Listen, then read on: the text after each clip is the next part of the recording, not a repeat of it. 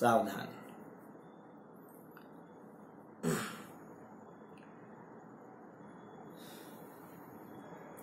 जय श्री ओम नमः सिद्धेभ्यः, जय श्री ओम नमः सिद्धेभ्यः, जय श्री ओम नमः सिद्धेभ्यः। नमो अरिहन्ताणं, नमो सिद्धाणं, नमो आयर्याणं, नमो उवज्झायाणं, नमो लोये सव्वसाहूणं। जीवमजीवं दौवं जिणवरवसहेण जेणनेद्दिठं देविन्दविन्दवन्दं वन्दे तं सव्वदा शिरसा। जिस चैतन्य महाहिमगिरि से परिणति के घन टकराते हैं, शुद्ध अतीन्द्रिय आनंद रस की मूसल धारा बरसाते हैं। जो अपने आश्रित परिणति को रत्नत्रय की निधियां देता, वंदन उस चैतन्य राज को जो भव भव के दुख हर लेता। वंदन उस चैतन्य राज को जो भव भव के दुख हर लेता।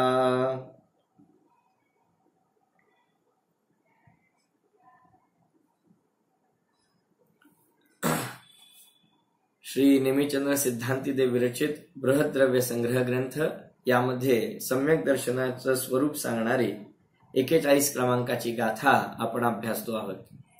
सम्यक दर्शन म्हणजेच जीवादी सद्दहणम, जीवादी 7 तत्वांचं श्रद्धान आणि त्यासोबतच आपल्या निजशुद्ध आत्मद्रव्याचं श्रद्धान।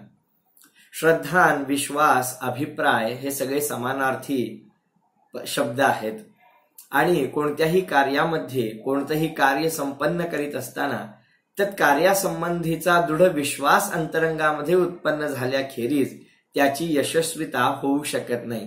आणि म्हणूनच येथे मोक्षासारखं, मोक्ष महाफलासारखं येथे कार्य संपन्न होत असताना त्याची सुरुवात देखील तत्संबंधी दृढ विश्वासाने आणि खऱ्या अर्थानं शुद्ध अभिप्रायपूर्वक होते आणि यालाच येथे सम्यक दर्शन असे म्हणतात।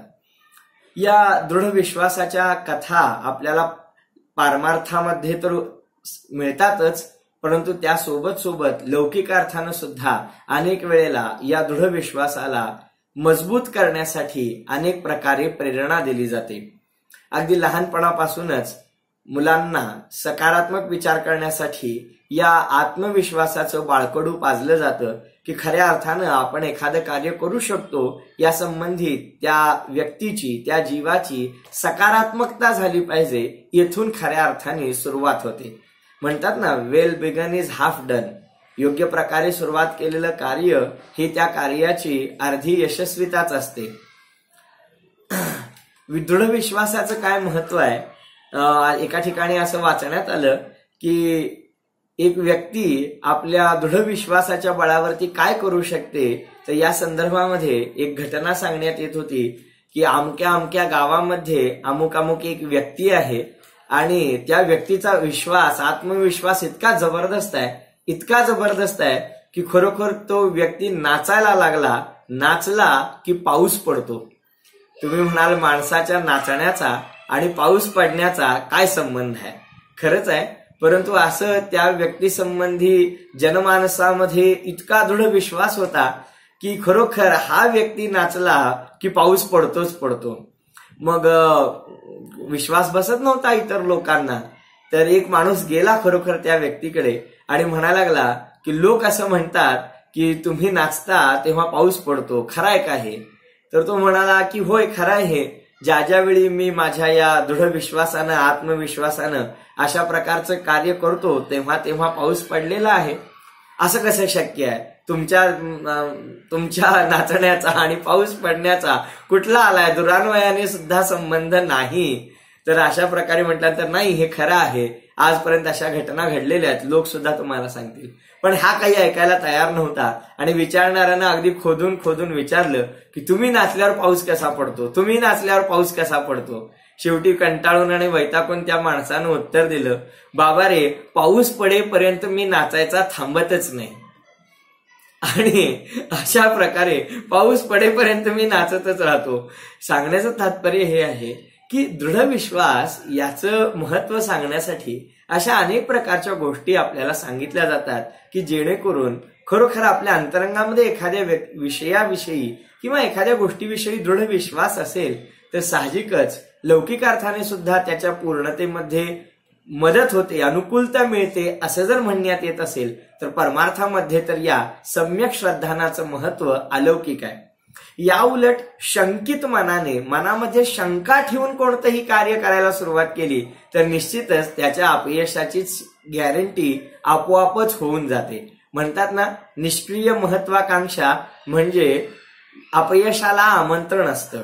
निष्क्रिय महत्वाकांक्षा कोणत्याही प्रकारची क्रिया न करणं, कोणत्याही प्रकारचा पुरुषार्थ न करणं आणि महत्वाकांक्षा बाकी बाळगणं हे खऱ्या अर्थानं अपयशाला दिलेलं निमंत्रणच असतं.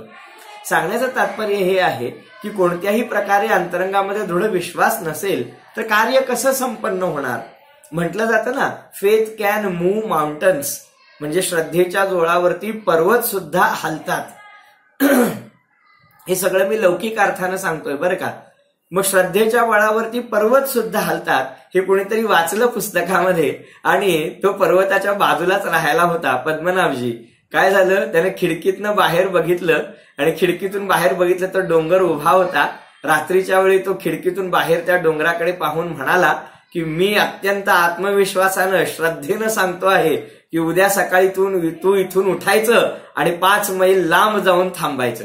असं त्यानं कोणाला सांगितलं? पर्वताला सांगितलं. का? कारण त्यानं वाचलं होतं श्रद्धेच्या बळावरती डोंगर सुद्धा हलतात. Faith can move mountains.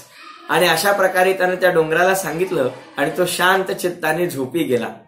आणि सकाळी उठून त्यानं पहिलं काम कोणतं केलं असेल तर त्या खिडकीत येऊन त्यानं बाहेर पाहिलं की खरोखर त्या ठिकाणी तो पर्वत आहे की नाही. आणि काय आश्चर्य, खरोखर पर्वत तिथेच होता, 1 इंच सुद्धा हललेला नव्हता. आणि हे पाहिल्या त्या व्यक्तीनं काय म्हटलं असेल तर तो म्हणाला, तरीच मला वाटलंच होतं की पुस्तकात लिहिलेलं खरं नाही आहे आणि कुणाच्या श्रद्धेनं असे कधी डोंगर हालत नसतात. बस या एका वाक्यावरून आपल्याला लक्षात येऊ शकतं की खऱ्या अर्थाने त्याला तत्संबंधीचा दृढ विश्वास अंतरंगातून नव्हताच मुळी. या सगळ्यातून आपण हे लक्षात घेतलं पाहिजे की खऱ्या अर्थानं सम्यक दर्शन कशाचं नाव आहे. बाबा रे, वस्तूचं स्वरूप जसं आहे, जी वस्तू जशी आहे, ज्या वस्तूचा जो स्वभाव आहे त्या वस्तूला त्याच प्रकारे पकडणं, त्या वस्तूचं त्याच प्रकारे श्रद्धान करणं, अभिप्रायामध्ये त्या वस्तूचा त्या गुणवैशिष्ट्यांसहित स्वीकार करणं, याचंच नाव सम्यक श्रद्धान आहे, याचंच नाव सम्यक दर्शन आहे. आता या सम्यक दर्शनासंबंधी आपण 2 विशेष पाहिलेले आहेत. जीवादी सद्दहणम, जीवादी 7 तत्वांचं श्रद्धान म्हणजे सम्यक दर्शन. आणि दुसरं विशेषण बघितलं अप्पणोरुवम, ते सम्यक दर्शन म्हणजे आपल्या आत्म्याचे रूप आहे, आपल्या आत्म्याचे स्वरूप आहे. आता तिसरं विशेषण इथे सांगतात, अतिशय महत्वाचं आहे. तिसरं विशेषण सांगतात दुरभिनिवेश विमुक्तम. दुरभिनिवेश म्हणजे दुरअभिनिवेश म्हणजे दुरअभिप्राय म्हणजेच मिथ्या अभिप्राय, चुकीची धारणा. आणि विमुक्तम म्हणजे विमुक्त असणार. सम्यक दर्शन कसं असलं पाहिजे शांतीनाथजी? विपरीत अभिप्रायाने सहित असणारं सम्यक दर्शन असेल काय विपरीत धारणेनं रहित, विपरीत धारणेचा विरोध करून जन्मलेलं, विपरीत अभिप्रायाचा नाश करून जन्मलेलं सम्यक दर्शन असेल बरं तर निश्चितच दुरभिनिवेश विमुक्तम म्हणजे मिथ्या अभिप्रायाचा, उलट्या मान्यतेचा, विपरीत धारणेचा नाश करून जे प्रकट होतं त्याचं नाव सम्यक दर्शन आहे. म्हणजे सम्यक दर्शन प्राप्त करणाऱ्या जीवाची अनादी काळापासूनची चालत आलेली विपरीत धारणा, उलटी मान्यता, विपरीत श्रद्धान सम्यक दर्शन प्राप्त केलेल्या समयापासून ते मिथ्या श्रद्धान गळून पडलेलं असतं आणि त्या ठिकाणी त्याच वस्तूंच्या सम्यक श्रद्धानाला प्रारंभ झालेला असतो. हे दुरभिनिवेश म्हणजे मिथ्या अभिप्राय कसा असतो? मिथ्या अभिप्राय असा असतो, ऐका ऐका ऐका, मिथ्या अभिप्राय असा असतो, अग्नी थंड आहे, पाणी स्वभावाने उष्ण आहे, मिरची गोड असते, साखर अतिशय तिखट असते, असं मानणं याचं नाव मिथ्या अभिप्राय आहे. याचं नाव विपरीत श्रद्धान आहे. मग सम्यक श्रद्धान काय? जी वस्तू जशी आहे त्या वस्तूचा तसा स्वीकार करणं याचं नाव सम्यक दर्शन आहे. मग अनादी काळापासून जीवाचा दुरभिनिवेश म्हणजे दुष्ट असा अभिनिवेश, दुष्ट असा अभिप्राय कोणता सुरू आहे? मी परद्रव्यांचा करता आहे, परद्रव्य माझे करते आहेत. मी म्हणतो त्याप्रमाणे जगाचं परिणमन होतं किंवा जग म्हणतं त्याप्रमाणे माझं परिणमन होतं. एक द्रव्य दुसऱ्या द्रव्याचा करता धरता हरता आहे. मी इतरांना सुखी दुःखी करू शकतो, इतर लोक मला सुखी दुःखी करू शकतात. या अभिप्रायाचं नाव मिथ्या अभिप्राय आहे. याचंच नाव उलटी मान्यता आहे. मी इतरांना जगवू शकतो, मी इतरांना मारू शकतो, इतर लोक मला जगवू शकतात, इतर लोक मला मारू शकतात, अशा प्रकारची धारणा याचंच नाव उलटी मान्यता आहे. किती किती सुंदर सांगता येईल. हे विश्व कुणीतरी एका ईश्वरी शक्तीनं बनवलेलं आहे आणि त्या ईश्वरी शक्तीमध्ये जर कोप झाला, त्याच्या मनामध्ये जर प्रलयाची भावना आली तर हे विश्व नष्ट होऊ शकतं. अशा प्रकारची धारणा ही उलटी मान्यता आहे, विपरीत धारणा आहे. म्हणजेच या विपरीत अभिप्रायाला कोणताही अंत नाहीये. या विपरीत अभिप्रायाला कोणतीही सीमा नाहीये. म्हणजे याच्या विरुद्ध ज्या धारणा असतील, याच्या विपरीत आत्ता ज्या मी सांगितल्या त्याच्या उलट ज्या धारणा असतील त्या सगळ्या सम्यक श्रद्धानुरूप आहेत. थोडंसं सोपं करतो. अतिशय महत्वाचा बिंदू सांगतो आहे. दुरभिनिवेश म्हणजे विपरीत अभिप्रायाने रहित असणारं सम्यक दर्शन असतं. तर या विपरीत अभिप्रायाला आपण दोन प्रकारे वर्गीकरण करूया. विपरीत अभिप्रायाचे दोन प्रकार करूया. पहिला प्रकार म्हणजे या विश्वासंबंधी, या विश्वातील सर्व द्रव्यांसंबंधी विपरीत धारणा. पहिला प्रकार कोणता सांगितला सुनीताताई? पहिला प्रकार सांगितला विश्वासंबंधी विपरीत धारणा. या विश्वातील सगळ्या पदार्थांसंबंधी विपरीत धारणा. हा झाला विपरीत अभिप्रायाचा म्हणजेच उलट्या मान्यतेचा पहिला प्रकार. आणि दुसरा प्रकार बघूया आता. दुसरा प्रकार आहे आपल्या द्रव्यासंबंधी, मी कोण आहे या संबंधी उलटा अभिप्राय. समजलं? पहिला कोणता सांगितला? सगळ्या विश्वासंबंधी विपरीत धारणा. म्हणजे कोणती? की हे विश्व कुणीतरी निर्माण केलेलं आहे, कोणती तरी ईश्वरी शक्ती या विश्वाचा सांभाळ करते. एखाद्या ईश्वराच्या मनामध्ये आलं तर तो या विश्वाचा प्रलय करून टाकतो. या विश्वामध्ये एक द्रव्य दुसऱ्या द्रव्याला मदत करतो. एका द्रव्यावरती दुसरं द्रव्य अवलंबून आहे. माझी मुलं बाळं माझ्यावर अवलंबून आहेत, मी माझ्या आई वडिलांवर अवलंबून आहे किंवा आई वडील माझ्यावर अवलंबून आहेत. अशा प्रकारची जी एका द्रव्याची दुसऱ्या द्रव्यावरती अवलंबून आहे, आधारित आहे, अशा प्रकारचं श्रद्धान. भलेही व्यवहारात वागताना अशा प्रकारचे प्रसंग दिसतात, परंतु हे वस्तू सत्य नाही आहे, हे शाश्वत सत्य नाही आहे. मुळामध्ये तर स्थिती ही आहे की प्रत्येक द्रव्य स्वतंत्र आहे, प्रत्येक द्रव्याची योग्यता स्वतंत्र आहे. आणि मग अशा प्रकारच्या स्वतंत्रतेचा हे विश्व कुणीही निर्माण केलेलं नाही. या विश्वाचा सांभाळ करणारा कुणी नाही, या विश्वाला नाश करणारा कुणी नाही, कारण सहा द्रव्यांना तयार करणारा कुणी नाही. प्रत्येक द्रव्य स्वयं स्वतः अनादि निधन शाश्वत रूपाने या विश्वामध्ये विद्यमान होते, विद्यमान आहे आणि विद्यमान राहील. कदाचित कदाचित उत्पाद व्यय द्रव्य रूपाने आपल्याला काही पदार्थांचा नाश झाल्यासारखा भासेल, परंतु कोणत्याही वस्तूचा सर्वथा नाश आजपर्यंत झालेला नाही, आत्ता होणार नाही आणि इथून पुढे देखील भविष्यात कधीही सर्वथा नाश होणार नाही. सर्वथा नाशला काय म्हणतात माहितीये?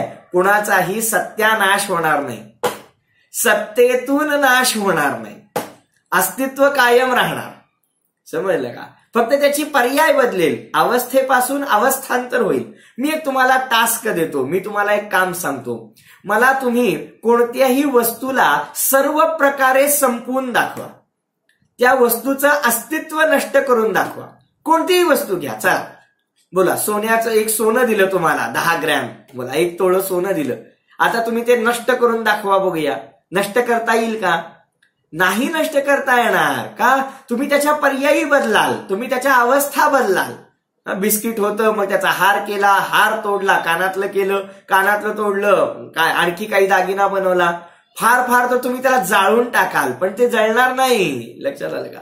मग जमिनीत पुरून टाकाल, मग जमिनीत पुरल्यानंतर सुद्धा ते अन्य माती रूपाने किंवा अन्य रूपाने होईल काही वर्षानंतर, शेकडो वर्षानंतर, पण त्याचा सर्वथा नाश होणार नाही. काय होईल? अवस्थेपासून अवस्थांतर होईल.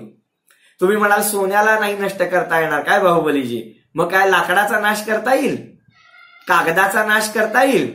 लहान मुलं, आम्ही पाठशाळेत प्रश्न विचारतो बरं का, सरलाताई, मग काय होतं? पाठशाळेतली मुलं उत्तरं देतात, काय म्हणतात की सोपं आहे, लाकडाला जाळून टाकायचं, कागदाला जाळून टाकायचं, म्हणजे ते नष्ट होतं. नाही, त्या कागदाची राख होते, त्याचा काय वायू बनतो, कार्बन डायऑक्साईड वायू बनतो, काही ना काहीतरी रूपाने त्याची परिणती भिन्न भिन्न रूपाने होणार, सत्यानाश होणार नाही, सत्तेतून नाश होणार नाही. आणि तरी देखील हा जीव अशा प्रकारे धारणा करतो की मी मरतो म्हणजे माझा सत्यानाश होतो, म्हणजे मी नष्ट होतो. अशा प्रकारे कोणतंही द्रव्य नष्ट होतं, कोणत्याही द्रव्याला नव्याने तयार करता येतं. अशा प्रकारची धारणा ही विपरीत धारणा आहे आणि ही पहिल्या प्रकारामध्ये मोडते. हे विश्व कुणीतरी निर्माण केलेलं नाहीये, हे विश्व स्वयं स्वतः अनादी काळापासूनच आहे आणि अनंत काळापर्यंत राहणार आहे.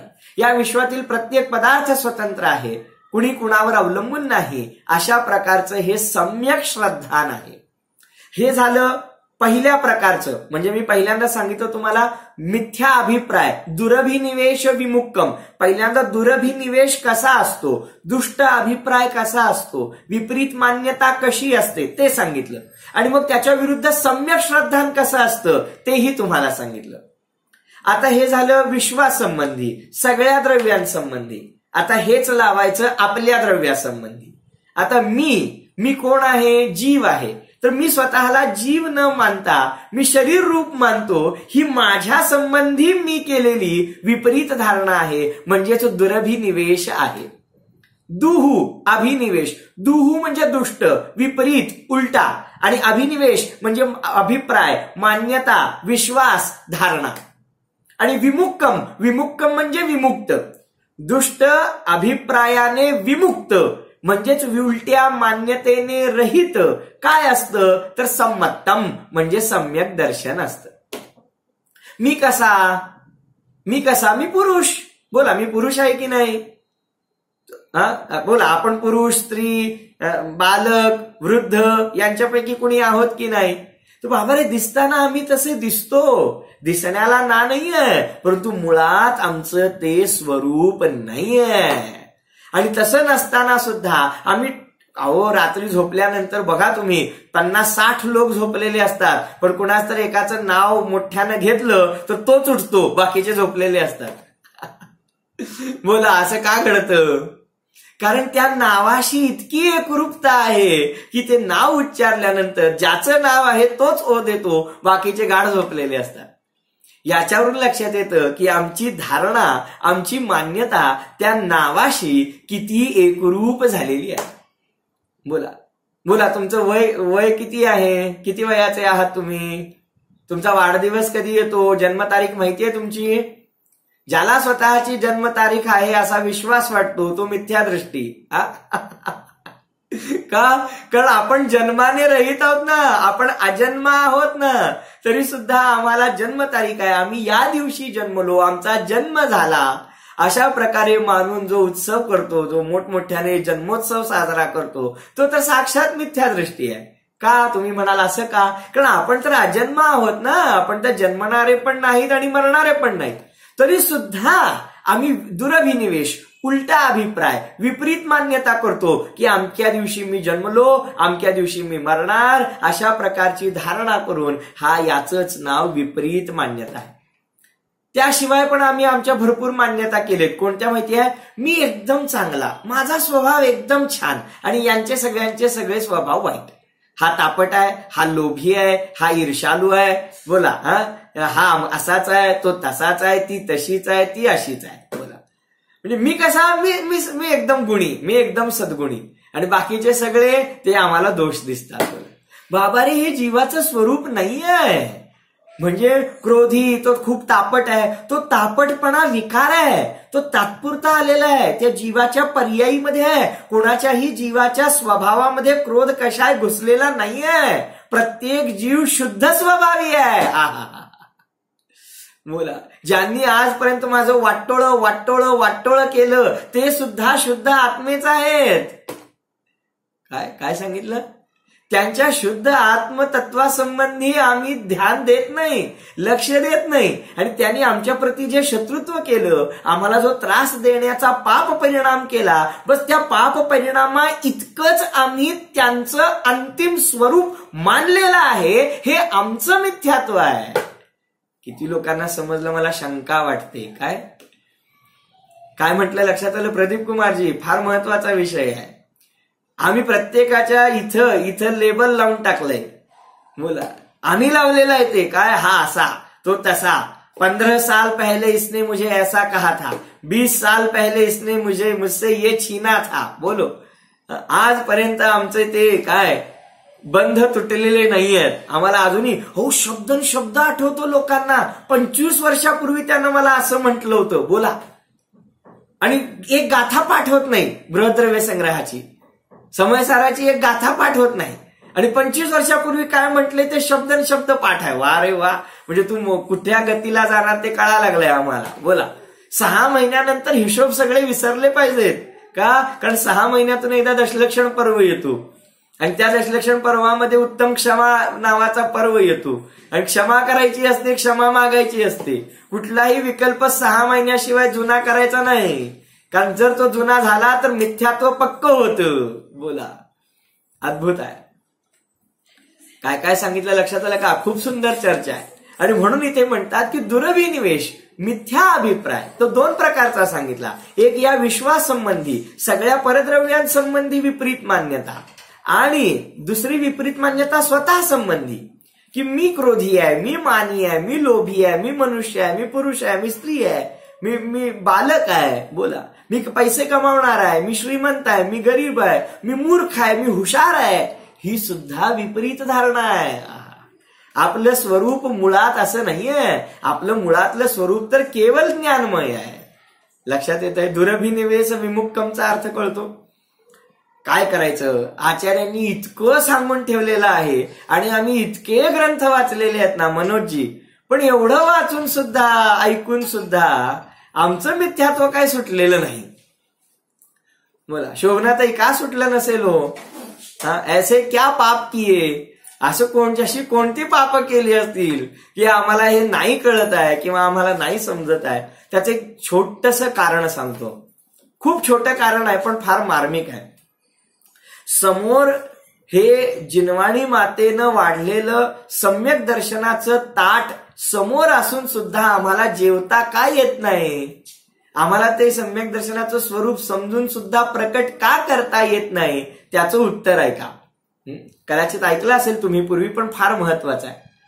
2 मुंगळे होते, 2 मुंगळे, आणि खूप जिगरी दोस्त होते, खूप जवळचे मित्र. पण आपोआप कर्मधर्म संयोगानं ताटातूट झाली, आणि एक मुंगळा पोचला साखरेच्या गोणीमध्ये, आणि साखरेच्या गोणीमध्ये राहू लागला, आणि साखर खाऊन मस्त आरामात राहायचा. आणि त्याचाच मित्र दुसरा मुंगळा, तो पोचला मिठाच्या गोणीमध्ये आणि काय करायचा, मीठ खायचा. आणि मग असेच त्यांचं जीवन सुरू होतं. आणि अचानक कुठेतरी बाहेर पडलेले असताना दोघांची एका ठिकाणी भेट झाली. आणि भेट झाल्यानंतर एकमेकांना त्यांनी विचारलं, एकमेकांची विचारपूस केली आणि एकमेकांना एकमेकांच्या घरी यायचं निमंत्रण दिलं. आता काय झालं, पहिल्यांदा तो साखरेत राहणारा मुंगळा त्या मिठाच्या गोणीमध्ये राहणाऱ्या आपल्या मित्राकडे गेला आणि मग त्यानं त्याचा या या बसा बसा स्वागत केलं. आणि मग पाहुणचार म्हणून काय दिलं असेल, काय आहे त्याच्याकडे द्यायला, मीठच आहे, त्यामुळे मीठ दिलं. आता त्यानं जसा पाहुणचार म्हणून मिठाचा स्वाद घेतला, थू थू थू करून त्यानं काय केलं, ते मीठ थुंकून टाकलं. आणि तो म्हणाला, अरे तू माझा अपमान करतोस, हा बोला, एवढं चांगलं तुला अन्न दिलेलं असताना तू खात नाहीस. अरे मित्रा, तू हे काय खात बसलायस, हा हे काय खाण्यायोग्य आहे, हा काय पदार्थ खाण्यायोग्य आहे. अरे तू माझ्या घरी चल, मग तुला कळेल काय जीवनाची मजा आहे आणि काय जीवनाची गोडी आहे. त्याला आश्चर्य वाटलं की मी आयुष्यभर जे खात आलो आणि जे मी खात आहे आणि ते ह्याला हा स्पर्श करायला तयार नाही, तोंडात चाखायला तयार नाही, असा हा काय खातो बघूया. आणि म्हणून त्याला फार उत्सुकता झाली. आणि मग त्याने ठीक आहे म्हटला, मी उद्या तुझ्याकडे येतो. आणि मग दुसरा दिवस उजाडला. आता तो मिठाच्या गोणीत राहणारा मुंगळा काय करतो, आपल्या मित्राकडे जातो. आणि मग गेल्यानंतर तो या बसा बसा म्हणून स्वागत करतो. आणि मग त्याला खाण्यासाठी काय देतो, काय दिलं असेल संजयजी, तर त्यानं साखर दिली खायला. आणि साखर दिल्यानंतर जशा त्या मुंगळ्यानं ती साखर चाखली, अहो काय आश्चर्य, तो म्हणाला, कुठे काय वेगळं आहे, जे मी खात होतो तसंच लागत आहे. काय म्हणाला, मी जे खात होतो तसंच लागत आहे. तू म्हणाला, अरे वेळ लागली की काय, तू काय खात होतास, ते खारट खारट लवण क्षार मीठ, आणि मी तुला साखर देतोय अत्यंत मधुर गोड, आणि तरी सुद्धा तू म्हणतोस तसंच लागत आहे. हे काहीतरी गडबड होते आहे. 1-2 मिनिटं त्यानं खूप विचार केला आणि मग म्हणाला, थांब थांब, इकडे इकडे, जरा तुझं तोंड उघड बघूया, आ कर बघूया. तर आ केल्यानंतर त्यानं बघितलं की त्यानं दाढेमध्ये तो मिठाचा स्फटिक दडवलेला आहे, दाढेमध्ये मीठ दाबूनच आलाय. आणि मग वरून काय करतो आहे, साखर खातोय. बोला आता साखरेचा स्वाद किती येणार त्याला, तोंडामध्ये मीठ ठेवलेलं असताना साखर खाऊन काय उपयोग, साखरेचा स्वाद येणार नाही, मूळचा मिठाचाच स्वाद येणार. त्याचप्रमाणे येथे आचार्य म्हणतात की बाबा, जोपर्यंत तू मिथ्यात्वाचा स्फटिक सोडणार नाहीस, मिथ्यात्वाचं मीठ आपल्या अंतरंगातून त्यागणार नाहीस, तोपर्यंत आम्ही दिलेली सम्यक्त्वाची साखर तुला त्याचा टेस्ट येणार नाही, तुला त्याची चव कळणार नाही. पहिल्यांदा आपल्या अंतरंगातलं हे मिथ्यात्व रूप विष वमन केलं पाहिजे, तरच आपल्याला खऱ्या अर्थानं हे सम्यक्त्वाचं मर्म आमच्या अंतरंगामध्ये प्रविष्ट होऊ शकतं.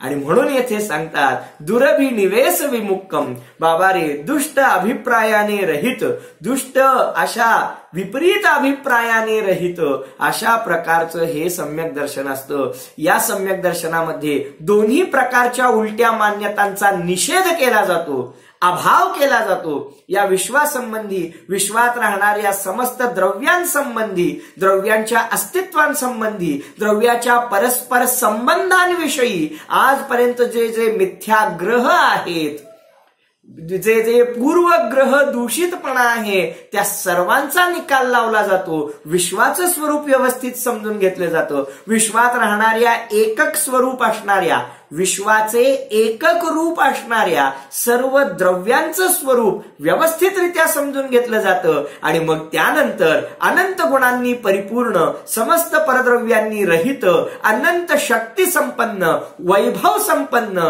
अशा प्रकारचं प्रत्येक आपलं स्वतःचं कार्य करण्यासाठी पूर्णपणे स्वतंत्र असणारा, विकारी भावांनी रहित असणारा, अशा प्रकारचा रागादी आणि मोहादी अशा प्रकारच्या वर्णादि अनुरागादि ते निज भाव को न्यारा किया, वर्णादि वर्णादी आणि रागादी अशा प्रकारच्या 29 प्रकारच्या भावांपासून हा शुद्ध आत्मा भिन्न आहे, अशा प्रकारची जी विशेष प्रकारची श्रद्धानुरूप अवस्था जीव पुरुषार्थपूर्वक प्रकट करतो त्याचंच नाव खऱ्या अर्थानं सम्यक दर्शन आहे. अद्भुत आहे. ओहो बाबा रे, तुला तुझ्या घरी जायचं असेल, पहिला तुला तुझ्या घरी जायचं असेल तर तुला तुझं घर शोधण्यासाठी पहिल्यांदा देश शोधावा लागेल, मग राज्य शोधावं लागेल, मग तुझं गाव शोधावं लागेल आणि मग तुझी गल्ली शोधावी लागेल. पहिल्यांदा कुठून निर्णय करावा लागेल? देशापासून सुरुवात कर. तुझं घर शोधायचं आहे ना तुला. तू एखाद्या निर्जन बेटावर गेला असलास, तुला पोचवलं असलं तर मग काय, तुला तुझ्या घरी जायचं असेल तर पहिला देशापासून सुरुवात करावी लागेल आणि मग गल्लीत आल्यानंतर आपलं घर कोणतं हे घर सुद्धा इतर घरांपासून भिन्न करावं लागेल. अगदी त्याचप्रमाणे येथे विश्वापासून सुरुवात करावी लागेल, विश्वाचं स्वरूप तुला निश्चित करावं लागेल आणि त्यानंतर शुद्ध आत्म्यापर्यंत पोहोचण्याचा मार्ग तुला या जिनवाणीमध्ये सहजरित्या मिळू शकेल. या विश्वाचं स्वरूप काय आहे, विश्वात राहणाऱ्या द्रव्यांचं स्वरूप काय आहे याची चर्चा बृहद्रव्य संग्रहांतर्गत आपण केलेलीच आहे. पण या सोबत की जैन धर्म बेसिक नॉलेज या अंतर्गत एक 20-22 व्याख्यानांचा संच आपल्याला युट्यूबवरती उपलब्ध होईल. तिथून सुद्धा आपण अधिक अध्ययन करायला हरकत नाही. जिनधर्म प्रवेशिकेच्या आधारे आपण तेथे जैन धर्म बेसिक नॉलेज या अंतर्गत काही व्याख्यानं केलेली आहेत. तिथून सुद्धा आपल्याला या विषयासंबंधी विशेष माहिती मिळेल. आता अंतिम विशेषणाकडे जाऊया. सम्यक दर्शनाच्या शेवटचं विशेषण आहे कोणतं, तर नाणम सम्मंखु होदी सदिजम ही. 3 विशेषणं कोणती शिकलो आपण सम्यक दर्शनासंबंधी? पहिलं जीवादी सद्दहनम, जीवादी 7 तत्वांचं श्रद्धान. दुसरं विशेषण पाहिलं अप्पणोरुवम, आत्म्याचं ते रूप आहे, स्वरूप आहे. तिसरं विशेषण बघितलं आपण दुरभिनिवेश विमुक्तम, मिथ्या अभिप्रायाने रहित आहे. आणि चौथं आणि अंतिम विशेषण आहे नाणम सम्मंखु होदी सदिजमही, म्हणजे हे सम्यक दर्शन असताना खरोखर ज्ञान देखील सम्यकपणाला प्राप्त होतं. मला थोडासा प्रश्न पडतो की हे जे चौथं विशेषण आहे ना संगीताताई, हे चौथं विशेषण जे सम्यक दर्शनासंबंधी आलेलं आहे ते सम्यक दर्शनाचं स्वरूप सांगणारं आहे काय सम्यक दर्शनाची महिमा सांगणार आहे? या संबंधी मला थोडासा काय होतो, संभ्रम निर्माण होतो. म्हणजे सम्यक्त्वाचं स्वरूप आहे ना 7 तत्वांची श्रद्धा, सम्यक्त्वाचं ते स्वरूप आहे ना आत्म्याचं ते रूप आहे. सम्यक दर्शनाचं स्वरूप आहे मिथ्या अभिप्रायाने रहित असणं, हे त्याचं स्वरूप आहे. पण आता सांगतात बाबा रे, सम्यक दर्शनाचा हा एक अँगल बघ, सम्यक दर्शनाचा हा एक कोण बघ की ते सम्यक दर्शन असताना ज्ञान देखील सम्यकपणाला प्राप्त होतं. म्हणजे ज्ञानाला सम्यक करण्याचं कार्य, ज्ञानाला सुद्धा रॉंगचं राईट करण्याचं कार्य या सम्यक दर्शनामुळे होतं. वाह, बोला. मी आता हे 2 प्रकारे सांगतो, किती लोकांना लक्षात येतं बघूया. सम्यक दर्शनाची ही अट आहे, म्हणजे सम्यक दर्शनासाठी ही अट आहे की सम्यक दर्शनामुळे असलेलं जीवाचं ज्ञान सम्यक झालं पाहिजे. नाही कळालं. पुन्हा जीव संसारी आहे, मग तो मिथ्या दृष्टी पण आहे आणि मिथ्या ज्ञानी पण आहे आणि मिथ्या चारित्र्यवंत पण आहे. बरोबर आहे ना तृप्तीताई? बरोबर आहे ना? मिथ्या दर्शन, मिथ्या ज्ञान आणि मिथ्या चारित्र्य हे तिन्ही असणार केव्हा? संसारी दशेमध्ये. आणि या उलट सम्यक दृष्टी झाल्यावर काय होणार? सम्यक दर्शन, सम्यक ज्ञान आणि सम्यक चारित्र्य होणार. बरोबर आहे ना? प्रकट होणार. आता मला काय सांगायचं आहे, या सम्यक दर्शनाचं एक वैशिष्ट्य हे सांगितलेलं आहे की हे सम्यक दर्शन असताना ज्ञान देखील सम्यक होतं. काळजीपूर्वक ऐका काय सांगायचा प्रयत्न आहे. म्हणजे सम्यक दर्शन होण्यासाठी सम्यक दर्शनाची ही एक अट आहे की सम्यक दर्शन प्रकट झालं तर त्या सम्यक दर्शनामुळे त्या जीवाचं जे मिथ्या ज्ञान आहे ते मिथ्या ज्ञान सम्यक व्हायला पाहिजे, म्हणजे सम्यक ज्ञानामध्ये बदलायला पाहिजे. जर सम्यक दर्शन झालं, ऐका नलिनीताई, जर सम्यक दर्शन झालं पण ज्ञान मिथ्याच राहिलं तर त्याला सम्यक दर्शन कोण म्हणणार? ते त्याला सम्यक दर्शन आम्ही म्हणणार नाही. म्हणजे ते सम्यक दर्शन असं असलं पाहिजे की त्या सम्यक दर्शनाच्या सद्भावामध्ये सम्यक दर्शन झाल्यामुळं त्या जीवाचं ज्ञान सुद्धा सम्यकपणाला प्राप्त व्हायला पाहिजे. ठीक आहे. आता ही झालं सम्यक दर्शन होण्यासाठी अट. आता याच गोष्टीला दुसऱ्या प्रकारे सांगतो की सम्यक दर्शनाची महिमा बघा, अट नाही. आता सम्यक दर्शनाचं सामर्थ्य बघा, सम्यक दर्शनाचं वैभव बघा की सम्यक दर्शनामुळे स्वतःची श्रद्धा तर सम्यक होतेच, पण श्रद्धानाबरोबर ज्ञान सुद्धा सम्यक होऊन जातं. ही त्या सम्यक दर्शनाची महिमा आहे. दोन्ही प्रकारे सांगू शकता. सम्यक दर्शनाची ती अट पण आहे आणि सम्यक दर्शनाची ती महिमा पण आहे. लक्षात आलं का? बोला. तुम्ही हे पद ऐकलं असेल, आत्मज्ञान ही ज्ञान है, शेष सभी अज्ञान, विश्व शांति का मूल है, वीतराग विज्ञान. काय सांगितलं? आत्मज्ञान ही ज्ञान है, शेष सभी अज्ञान. शेष सभी अज्ञान म्हणजे आत्मज्ञानच ज्ञान आहे आणि आत्मज्ञानाशिवाय जे काही तुमचं ज्ञान आहे, कोणतं ज्ञान? हो, आम्हाला भरपूर अनुभव आहे, आम्हाला भरपूर नॉलेज आहे, आम्ही या पदावरून रिटायर झालोय, आम्ही या पदावरून सेवानिवृत्त झालोय, मग तिथं काय आम्ही वर्ष फुकट घालवली नाहीत. किती नॉलेज आहे, किती अनुभव आहे? आचार्य म्हणतात शून्य आहे, शून्य आहे. बोला. आम्हाला कॉम्प्युटरचं किती ज्ञान आहे? बोला. आम्हाला स्वयंपाकाचं किती ज्ञान आहे? बोला. उन्हाळ्यात कोणकोणती कामं करायची, कशी कशी करायची, वर्षभर कसं व्यवस्थित राहायचं, सगळं आम्हाला चांगलं ज्ञान आहे. बोला. म्हणतात आत्मज्ञान ही ज्ञान आहे. एक आत्मज्ञानच ज्ञान आहे, बाकीचं ज्ञान तर शेष सभी अज्ञान. त्याला आचार्यदेव अज्ञान म्हणतात. अहो, इतकंच काय, आत्मज्ञानाशिवाय जे बृहद्रव्य संग्रहाचं ज्ञान आहे ते सुद्धा आचार्य म्हणतात शेष सभी अज्ञान, ते सुद्धा मिथ्या ज्ञान आहे. अहो, आम्ही छडाला शिकलोय, मिथ्या ज्ञान आहे. अहो, आम्ही समयसार शिकलोय, मिथ्या ज्ञान आहे. अहो, आम्ही गोंमटसार शिकलोय, मिथ्या ज्ञान आहे. बोला. का? कारण मिथ्या दृष्टीचं शास्त्रज्ञान सुद्धा मिथ्या ज्ञान आणि सम्यक दृष्टीचं संसाराचं ज्ञान सुद्धा सम्यक ज्ञान. वा, काय काय सांगितलं पद्मनाभजी? काय उलट सुलट झालं वाटतं जरा. काय प्रिंटिंग मिस्टेक, काय बोलण्यात टंग स्लिप नाही आहे. मिथ्या दृष्टीचं शास्त्रज्ञान, मिथ्या दृष्टी संसारी जीवाचं धर्माचं ज्ञान सुद्धा मिथ्या ज्ञान, अज्ञान. आणि या उलट सम्यक दृष्टी जीवाचं जे संसाराचं ज्ञान आहे, कॉम्प्युटरचं ज्ञान आहे, घरगृहस्थीचं ज्ञान आहे, व्यापार धंद्याचं ज्ञान आहे, ते सुद्धा सम्यक ज्ञान. बोला. असं कसं काय? कारण ती अट लक्षात घ्या, आत्मज्ञान ही ज्ञान आहे. आत्म्याचं ज्ञानच सम्यक ज्ञान आहे. त्या सम्यक ज्ञान असेल तर सगळं ज्ञान सम्यक, आणि आत्मज्ञान नसेल तर जे काही ज्ञान आहे, कशाचं का असेना, तीर्थंकरांचं का असेना, मिथ्या ज्ञान, अज्ञान. बोला. काय गजब आहे.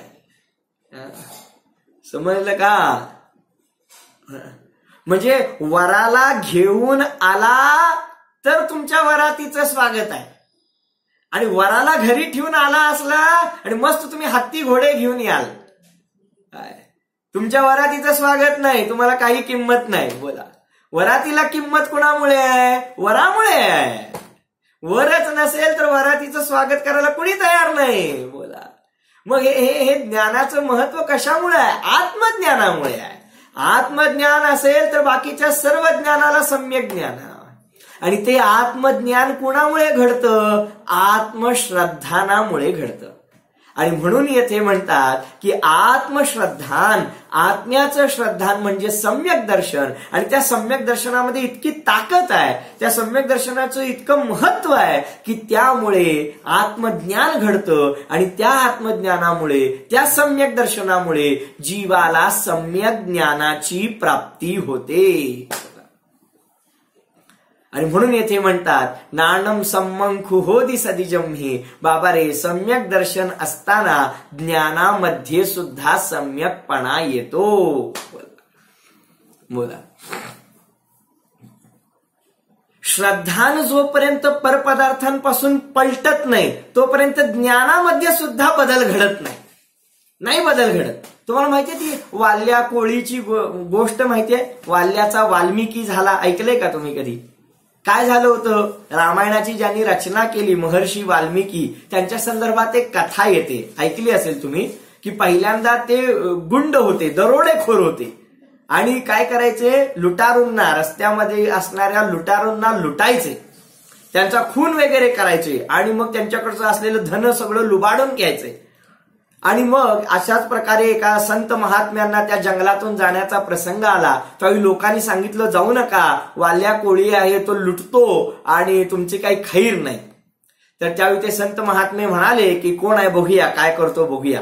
आणि मग ते गेले आणि मग जसं त्यानं त्यांना देखील लुटण्याचा प्रयत्न केला तर त्यांनी त्याला सांगितलं की बाबा रे, ठीक आहे, तू एवढी सगळी पाप कर्म करतोस, कशासाठी करतोस, काय गरज आहे? तर तो म्हणतो तुमच्यासारखा मी साधू बैरागी नाही आहे, मी गृहस्थ आहे, मला माझ्या कुटुंबाचं पालन पोषण करावं लागतं आणि त्यांचं पोट भरण्यासाठी मला हे सगळं करावं लागतं.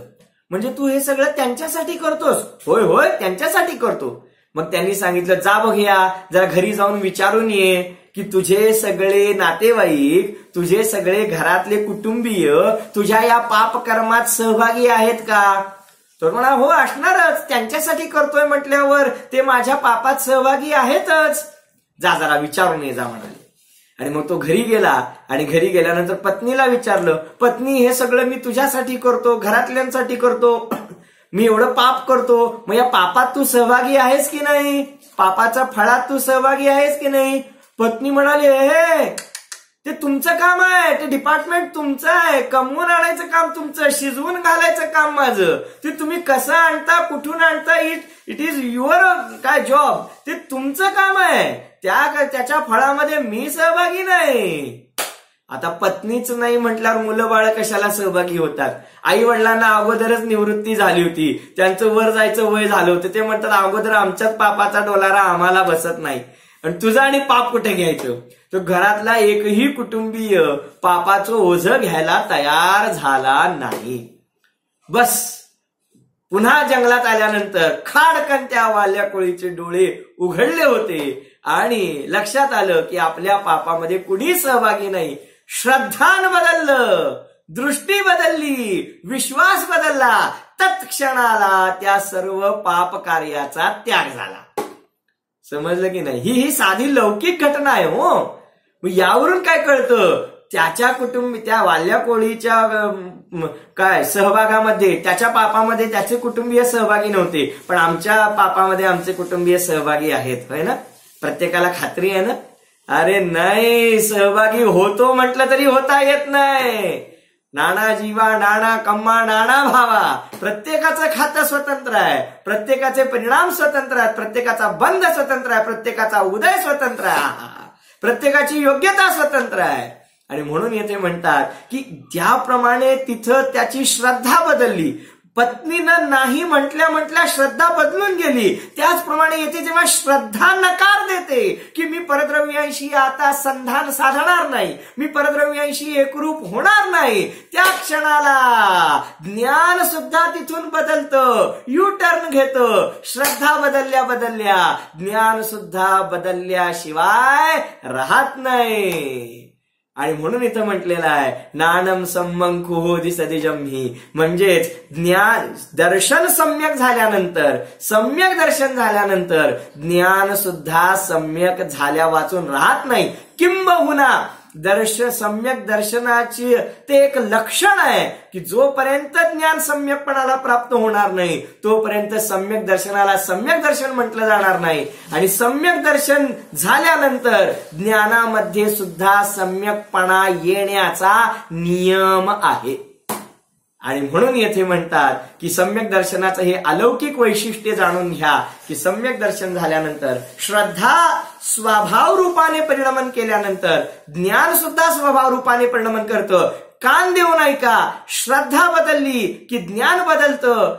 नाही, श्रद्धा बदलली की ज्ञानासकट अनंत गुण जीवाच्या सन्मुख झाल्याशिवाय राहत नाहीत. म्हणजे सम्यक दर्शनामुळे प्रकट झालेली शुद्धता केवळ श्रद्धा गुणासंबंधी मर्यादित राहत नाही. जीवाच्या अनंत अनंत अनंत गुणांमध्ये यथायोग्य आपापल्या गुणाच्या योग्यतेने शुद्धता यायला सुरुवात होते. अनंत गुणांश ते संकित, अनंत गुणांमध्ये शुद्धता उत्पन्न करणारं ते सम्यक दर्शन आहे. आणि म्हणूनच या सम्यक दर्शनाला मोक्ष मार्गाची पहिली पायरी म्हटलेलं आहे. पहिली पायरी चढल्याशिवाय बाबा रे तुला कळसापर्यंत जाता यायचं नाही. त्यामुळे हे सम्यक दर्शन हे पायाभूत आहे, मोक्ष मार्गाची पहिली सीढी आहे. आणि म्हणून या सम्यक दर्शनाचं हे अलौकिक स्वरूप एकेका गाथेमध्ये आचार्यांनी अमृत भरून ठेवलेलं आहे. अशा प्रकारच्या सम्यक दर्शनाची विलक्षण महिमा जाणून घेऊन त्या सम्यक दर्शनासंबंधी अंतरंगामध्ये महिमा भाव आणून तत्संबंधी आराधनेचा भाव करून आपण देखील नुज शुद्धात्म्याप्रती स्वसन्मुख होण्याचा अभ्यास करावा, पुरुषार्थ करावा आणि सम्यक दर्शनाची प्राप्ती करावी या मंगल भावनेने ओम नमः.